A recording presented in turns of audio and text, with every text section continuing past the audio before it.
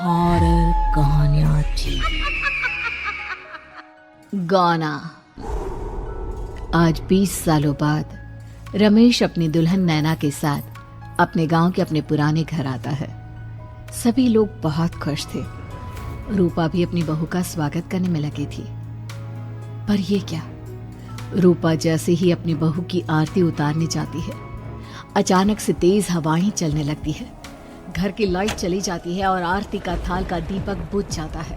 माँ, ये सब क्या हो रहा है? अचानक से ये मौसम कैसे बदल गया? अरे बेटा, ये गांव है। गांव में अक्सर ऐसा ही होता है।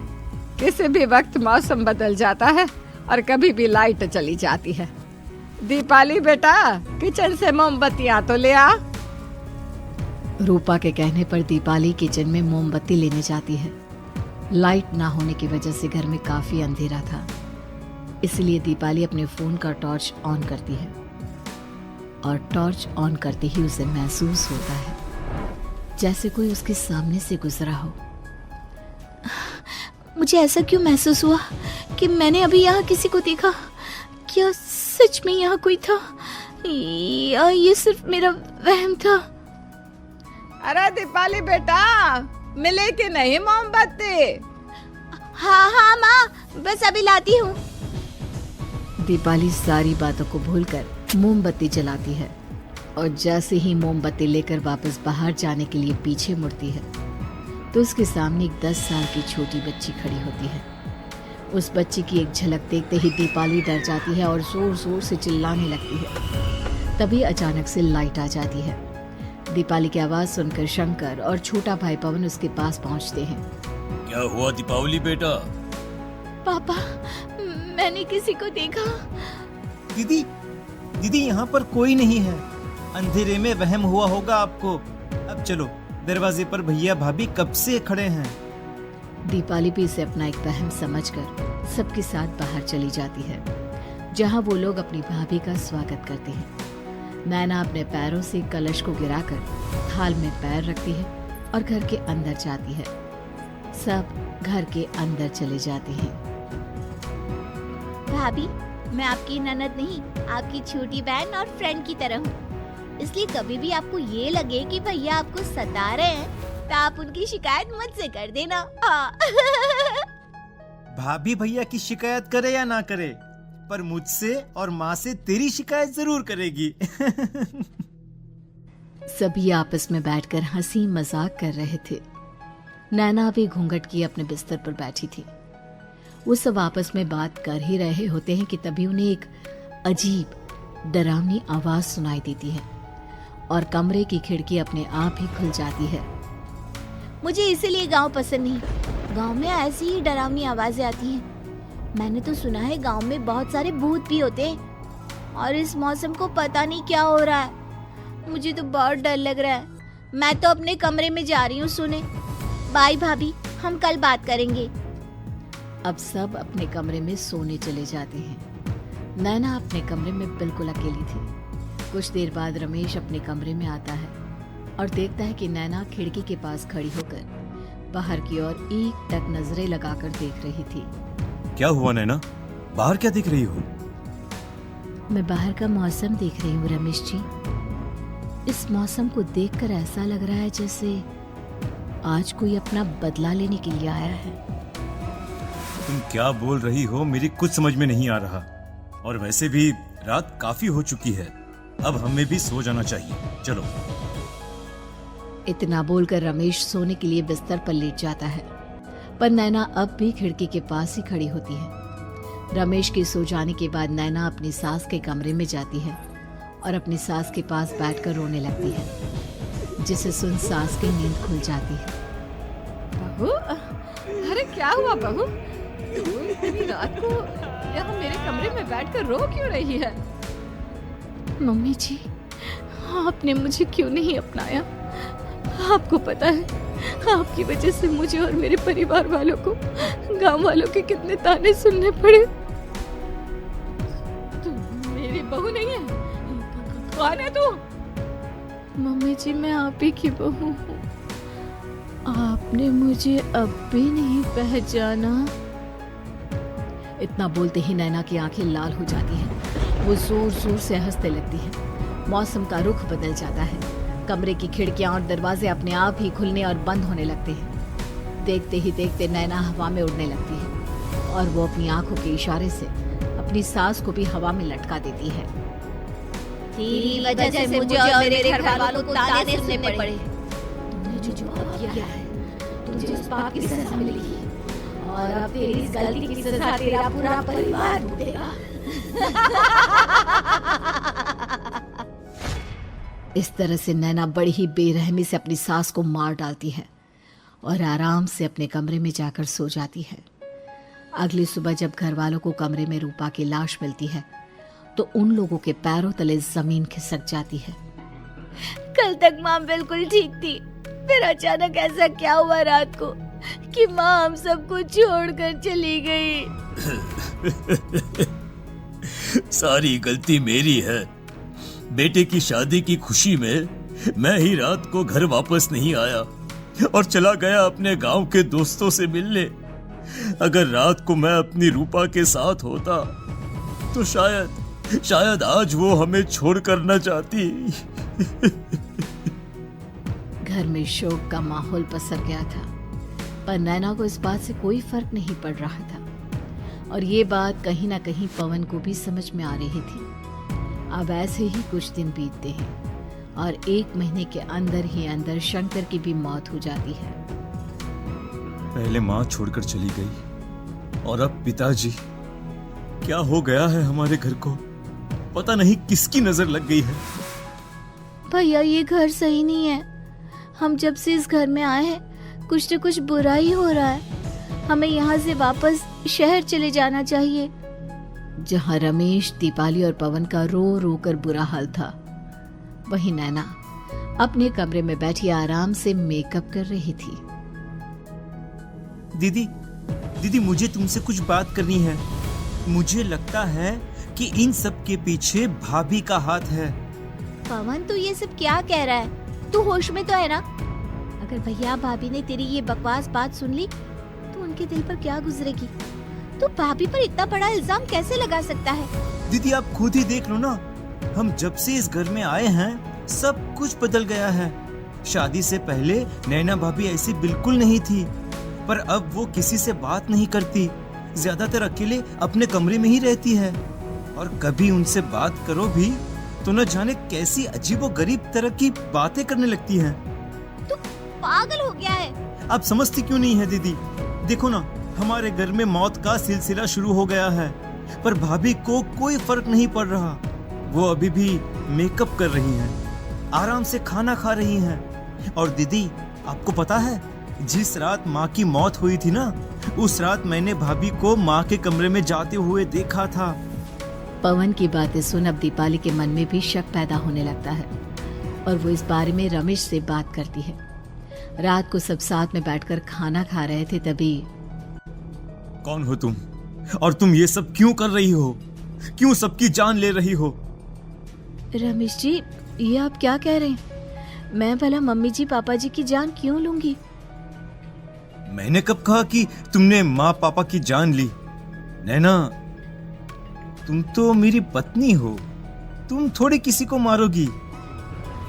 नैना, तुम नैना ही हो ना? रमेश की ये बात सुनते ही नैना खाना छोड़कर गुस्से में सबको देखने लगती है।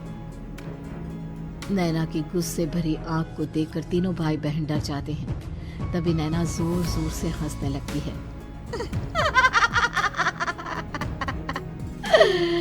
मैं तो हूँ आपकी पत्नी गौरी। गौरी का नाम सुनते ही रमेश के होश उड़ जाते हैं। आखिर कौन है ये गौरी? क्या है इस घर और घर वालों का राज?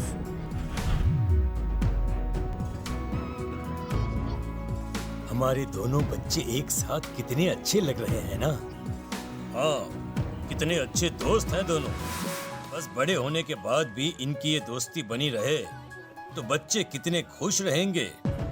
मैं क्या सोच रहा था कि क्यों ना हम अपनी दोस्ती को रिश्तेदारी में बदल दें। मैं अपने बेटे रमेश की शादी तेरी बेटी गौरी से करना चाहता हूँ। इस तरह हमारे बच्चे भी हमेशा साथ रहेंगे और हमारी दोस्ती भी रिश्तेदारी में बदल जाएगी।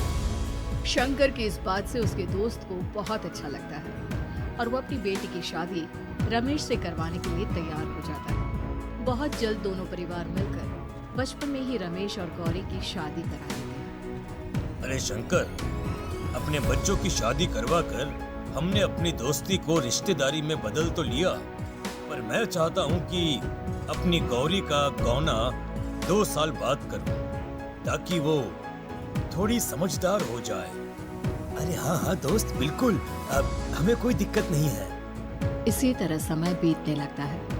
समय के साथ शंकर का कारोबार तरक्की पकड़ लेता है और 2 साल बाद शंकर अपने पूरे परिवार के साथ शहर में शिफ्ट होने की तैयारी कर लेता है। जब ये खबर उसके दोस्त को पता चलती है तो वो शंकर से बात करने उसके घर जाता है। शंकर, 2 साल पूरे हो चुके हैं और अब तू शहर भी जाने वाला है। मैं सोच रहा था कि तेरे शहर जाने से पहले गौरी का गौना कर दूं, ताकि तू अपनी बहू को अपने साथ लेकर जा सके। ये तू कैसी बातें कर रहा है? रिश्तेदारी बराबरी वालों से होती है, और वैसे भी अब मेरा बेटा या मेरा परिवार कोई भी इस रिश्ते को नहीं मानता। ये तू कैसी बातें कर रहा है दोस्त? जब हमने अपने बच्चों की शादी करवाई थी तब हम दोनों ही एक बराबर थे। पिछले 2 साल में तेरा कारोबार थोड़ा सा अच्छा क्या चल गया तो पुराने रिश्ते ही तोड़ देगा। देख भाई, ऐसा मत कर। अगर तूने मेरी बेटी को अपनी बहू के रूप में नहीं अपनाया तो कोई भी मेरी बच्ची से शादी नहीं करेगा। अरे उसकी जिंदगी बर्बाद हो जाएगी। यार देख, वैसे भी बाल विवाह तो कानून मान्यता नहीं देता, फिर मैं कैसे दे दूं?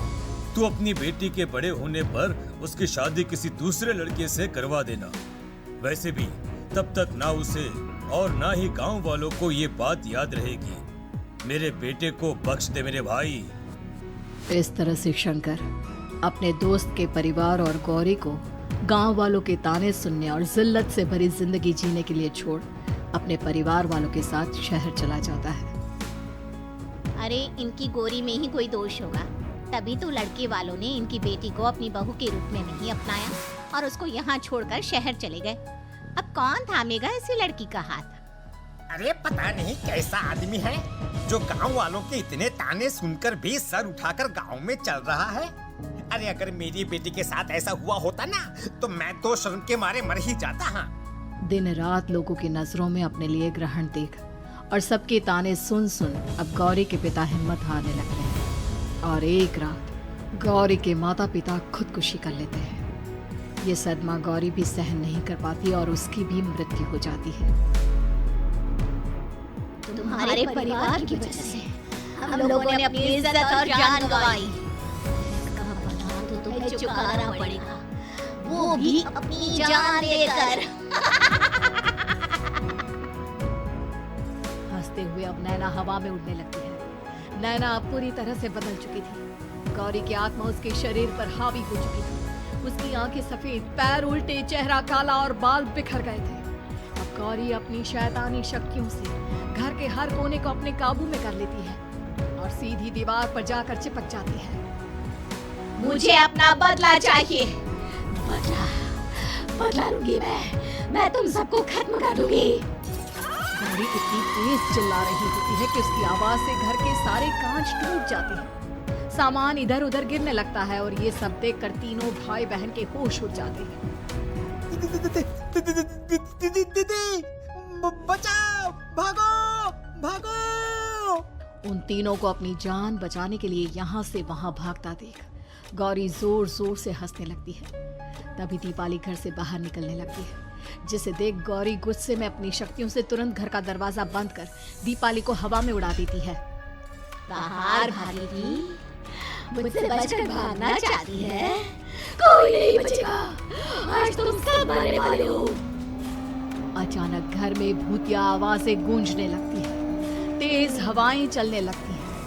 सोफा, टेबल, कुर्सी सब हवा में उड़ने लगता है। ये सब देखकर रमेश, दीपाली और पवन की रूह कांप जाती है। घर में ये सब होते हुए और अपनी बहन को हवा में उड़ते हुए देख रमेश और पवन को भी समझ में नहीं आ रहा था कि वो क्या करे, कैसे अपनी जान बचाए। इतने में गौरी अपनी आंखें दीपाली की तरफ करती है और अपनी शैतानी शक्तियों से उसका गला दबाने लगती है। भागने का बहुत शौक है ना, अब मैं तुझे इस दुनिया से ही भगा दूंगी। इतना बोलकर गौरी दीपाली को उठाकर फेंक देती है और दीपाली दीवार से टकराकर नीचे गिर जाती है। दीपाली के पूरे शरीर में चोट के निशान होते हैं और वो उठ भी नहीं पाती। दोनों भाई भागते हुए अपनी बहन के पास जाते हैं। ये तो बस शुरुआत है, मैं तुम तीनों को तड़पा कर मारूंगी। अरे अरे पर हमने क्या किया है? हम तीनों भाई बहन तो निर्दोष हैं। गलती तो हमारे माता पिता ने की थी और उन्हें तुम पहले ही मार चुकी हो, फिर हमारे पीछे क्यों पड़ी हो? पवन के इतना बोलते ही गौरी एक हवा के झोंके की तरह उसके पास आती है और उसका गला पकड़कर उसे हवा में उठा देती है और रमेश को गुस्से भरी नजरों से देखती है। गलती मेरे परिवार की नहीं थी, पर सबको मरना पड़ा। मैं किसी को नहीं छोड़ूंगी। गौरी पवन को हवा में उछाल देती है, जिस पर कमरे की छत से टकराकर जमीन पर आकर वो गिरता है। उसके सर और शरीर पर जगह जगह चोट लग जाती है और खून बहने लगता है, जिसे देख अब रमेश से चुप नहीं रहा जाता। गौरी, तुम्हारा गुनहगार मैं हूँ। तुम्हारी शादी मुझसे हुई थी। अगर तुम्हें बदला चाहिए तो मुझसे लो। मेरे भाई बहन को छोड़ दो। तुम मुझे मार दो। मरना तो सबको पड़ेगा। अरे पर इसमें उन दोनों की कोई गलती नहीं है। प्लीज, मैं मानता हूँ कि तुम और तुम्हारे परिवार के साथ जो कुछ भी हुआ वो गलत था, पर गौरी, मैं प्लीज मेरे भाई बहन को छोड़ दो। उन्हें तो इस बात के बारे में कुछ भी पता नहीं है। उनका इस सब से कोई लेना देना नहीं है। तुम और तुम्हारा परिवार यही चाहता था ना कि मैं तुम्हें अपना लूं। उस समय मैं बच्चा था। मेरे पास इतनी समझ नहीं थी, पर आज मैं तुम्हें तुम्हारे इसी रूप में अपनाता हूँ। मेरे साथ जो करना है कर लो, बस मेरे भाई बहन की जान बख्श दो उनकी जान। रमेश की ये बात सुनकर गौरी का गुस्सा थोड़ा शांत होता है। ठीक है, मैं तुम्हारे भाई बहन को नहीं मारूंगी, पर तुम्हें मरना होगा और तुम्हारी आत्मा को मेरे साथ शादी करनी होगी। मुझे मंजूर है। अब रमेश गौरी के साथ छत पर जाता है और छत से नीचे कूद जाता है। रमेश के मरते ही गौरी उसकी आत्मा को अपने साथ ले जाती है और इस तरह से रमेश खुद मरकर अपने भाई बहन को बचा लेता है।